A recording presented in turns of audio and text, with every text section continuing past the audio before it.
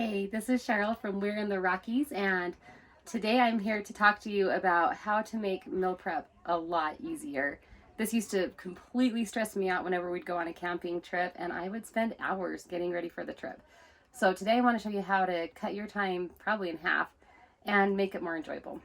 So the first tip, and I have 8 of them, by the way, and our channel is all about helping people enjoy the Rockies, whether they're camping, going on outings. So if you're interested in those type of things, subscribe. Okay, so let's get started. The first thing is make a menu and then keep it. Okay, I've got my menu right here. And every time we go on a trip, I pull this up. I've got 4 options I know my family likes for breakfast. I've got 4 options I know my family likes for lunch. And I've got 5 options I know my family likes for dinner. And depending on the length of the trip, I will adjust it. So on here, I went through and wrote down that on this trip, we're in the Tetons right now. We're going to be here we had 5 breakfasts. So I wrote down 5. On lunch, I had to serve 5 lunches too. And I went through and I wrote down how many times I'll serve those foods. And then that way, when I go around to go grocery shopping, I know exactly what I need to buy. I also write down what snacks my family typically likes, so I'm not having to think about the snacks. So there you go. Make a menu and stick to it. That way you're not reinventing the wheel every time you go. It's very simple to just highlight the things you want and go from there. Okay, the next problem. Sandwiches again. I hear this from my family all the time. We're having to eat 5 lunches here, and unfortunately for me, 4 of my children have nut allergies, so peanut butter is off the menu. And they don't want to eat meat sandwiches every day. So I have a couple of ideas for you. The first one is cold pizza. Today, let's go outside and look at our lunch. So making a frozen pizza is one of my favorite things to do. I just heat it up in my oven. Today we were at the campsite, so we had a hot pizza, but I cooked an extra one. And so tomorrow I'll cut it up and we'll have cold pizza for lunch. I also like to just keep it simple. I'm going to get to this in a minute, but I like to have a veggie tray and a fruit around just to encourage people to not completely junk out. I also like to jazz up the sandwiches with like King Hawaiian rolls. These are nice because I can actually take out the sheet of rolls and cut it in half this way and then just throw my meats and cheeses on there and then they're done. I don't have to go through and make individual sandwiches. And the kids like these a lot better than normal bread. One other way I jazz it up is sometimes we'll do homemade Lunchables. Instead of bread, I'll bring wheat thin crackers and we'll put meat and cheese on them just to mix it up a little bit. So there's number 2, some creative ideas for lunch. Okay, the next one is prepping for the trip when you're getting ready to go. Now, I have a trailer. I do not have a generator. So generally I plan all my meals on the menu sheet. They don't use a microwave. They do require my food to be cold, and I do use my oven once in a while, and I use my stove fairly often. So just keep that in mind. That's the equipment I have. But prepping for the trip, generally I will plug my trailer in a day before we go, and then I will go online and order my groceries. I'll usually get some from Sam's Club and then some from my local grocery store. I do the grocery pickup, so I just go have them loaded in my car, then I come home and me and the kids unload it in the trailer, and it makes it very simple and very easy. And some grocery stores even have the option of you can create separate lists, and so if you if you had a menu where exactly what you always eat when you go camping, you could make a camping menu and have those items saved on there, so all you have to do is add that list to your cart and you're ready to go.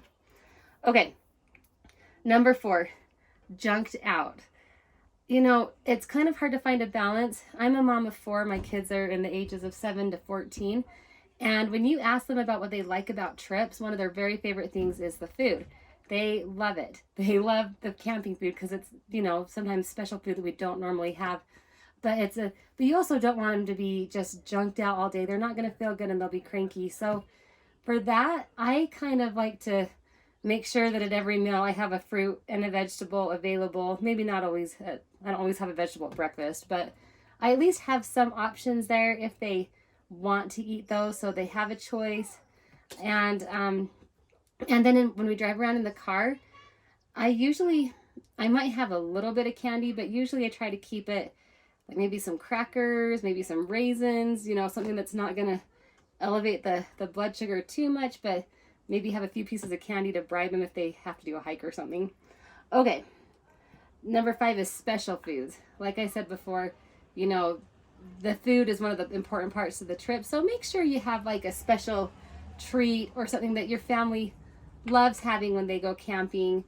I'm trying to think what, oh, like we're doing, one of our special treats are mini donuts. We always have mini donuts for breakfast. That's one of the options. They love that. And this trip I added breakfast sandwiches that I just threw in the oven and everyone loved. So have some of those special treats that they only get on vacation and they'll be excited.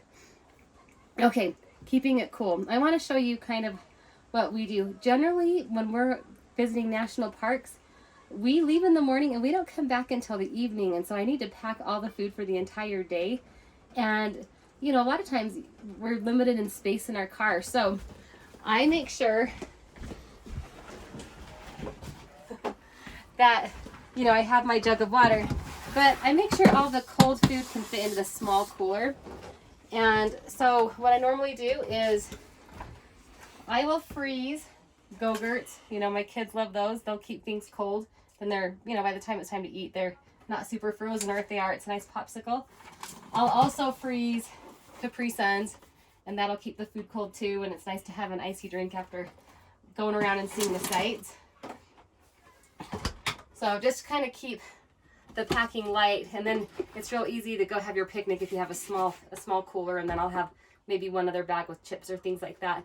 And that is one other suggestion I have about whether it's packing for the lunch or junking out. I love buying the pre-packaged things like the little bags of cookies or getting a stack of Pringles, because that way there's not unlimited junk that your kids can just eat an entire big bag of chips. You know, once that can of Pringles is gone, it's gone. And so, oh, look, maybe we better have some apples if you're still hungry. Okay, next one. Almost there. This is number 7. Next time.